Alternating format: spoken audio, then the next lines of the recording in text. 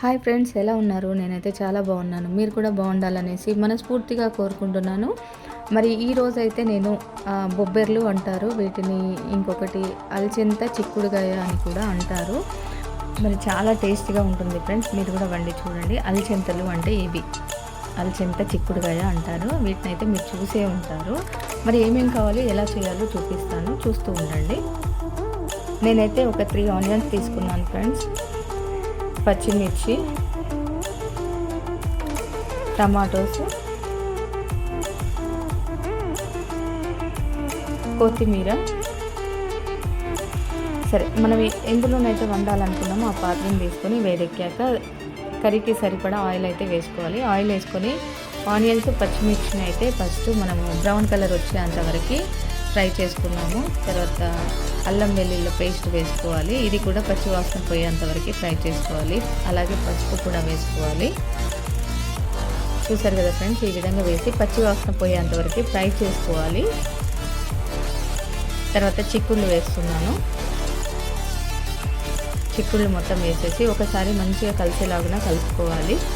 Okay friends, చూస్తున్నారుగా, నేను చిక్కుళ్ళని అయితే ముందుగానే కట్ చేసి క్లీన్ చేసుకొని వాటర్ లేకుండా పెట్టేసుకున్నాను అనమాట. ఈ విధంగా కలుపుకోవాలి. ఓకే ఫ్రెండ్స్, ఇప్పుడైతే మనము కొంచెం సాల్ట్ వేసేసుకుందాం. కర్రీకి సరిపడా సాల్ట్ వేసేసుకుందాం, ఎందుకంటే అది మెల్ట్ అయ్యి కొంచెం వాటర్ వచ్చేస్తుంది కాబట్టి ఆ వాటర్తో మంచిగా ఉడికిపోతుంది. సాల్ట్ వేసేసి కలుపుకోవాలి. అంతా కలిసిపోయేలాగా కలుపుకొని ఒక 5 మినిట్స్ మూత పెట్టేసుకోవాలన్నమాట. కర్రీ చపాతీలోకి కూడా చాలా బాగుంటుంది, అన్నంతో కూడా తినొచ్చు అనమాట. చూసారు కదా, 5 మినిట్స్ తర్వాత అనమాట ఇప్పుడే ఉడుకుతుంది. కొంచెం వాటర్ అయితే వచ్చేసినాయి, సాల్ట్ వేసాం కాబట్టి. మీరు కూడా ట్రై చేయండి ఫ్రెండ్స్, చాలా అంటే చాలా టేస్టీగా ఉంటుంది. ఇప్పుడు టమాటోస్ వేసేసుకుందాం. టమాటోస్ కూడా వాటితో పాటు మంచిగా ఉడికిపోతుంది అనమాట. ఓకే ఫ్రెండ్స్, చూస్తున్నారు కదా, మీలో ఎవరైనా ఈ కర్రీ వండి తిని ఉంటే కనుక నాకు కామెంట్ బాక్స్లో కామెంట్ పెట్టండి ఫ్రెండ్స్. ఓకే ఫ్రెండ్స్, ఉడికేంతవరకు మూత పెట్టేసుకుందాము. ఒక 5 మినిట్స్ తర్వాత చూడండి, టమాటోస్ అయితే ఇప్పుడే ఉడుకుతున్నాయి అన్నమాట. అది ఉడుకుతున్నప్పుడే కారం కూడా వేసేసుకుందాము. మనం ఎంత తింటామో అంత కారం వేసేసుకోవాలి. కర్రీకి సరిపడా వేసేసుకొని మంచి కలుపుకోవాలి. మొత్తం పట్టేలాగా కలుపుకోవాలి. నాకు కొత్తిమీర కూడా పచ్చి పచ్చిగా ఉంటే ఇష్టం ఉండదు కాబట్టి నేను ఇప్పుడే వేసేస్తున్నాను ఫ్రెండ్స్. చూడండి, కొత్తిమీర కూడా ఉడికిపోతుంది అనమాట. కొత్తిమీర వేసేసుకొని ఒకసారి మంచిగా కలుపుకొని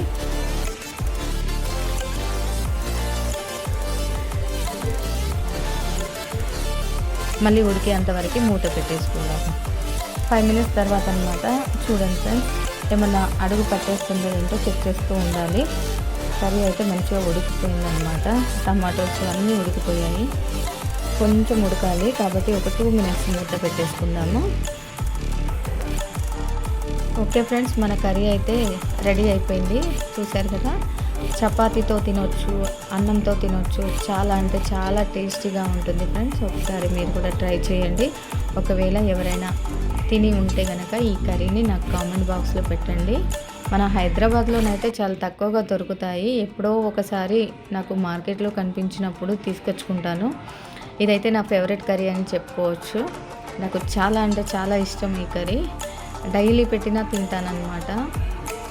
ఓకే ఫ్రెండ్స్, కర్రీ అయితే రెడీ అయిపోయింది. మరి ఫస్ట్ టైం నా ఛానల్ని చూస్తున్నట్లయితే సబ్స్క్రైబ్ చేసి లైక్ చేసి నన్ను సపోర్ట్ చేస్తారని మనస్ఫూర్తిగా కోరుకుంటున్నాను. మరిన్ని మంచి వీడియోస్తో మీ ముందుకు వస్తాను. నాకు మీ సపోర్ట్ ఇలాగే ఉంటుందనేసి మనస్ఫూర్తిగా కోరుకుంటున్నాను. Thank you, bye bye.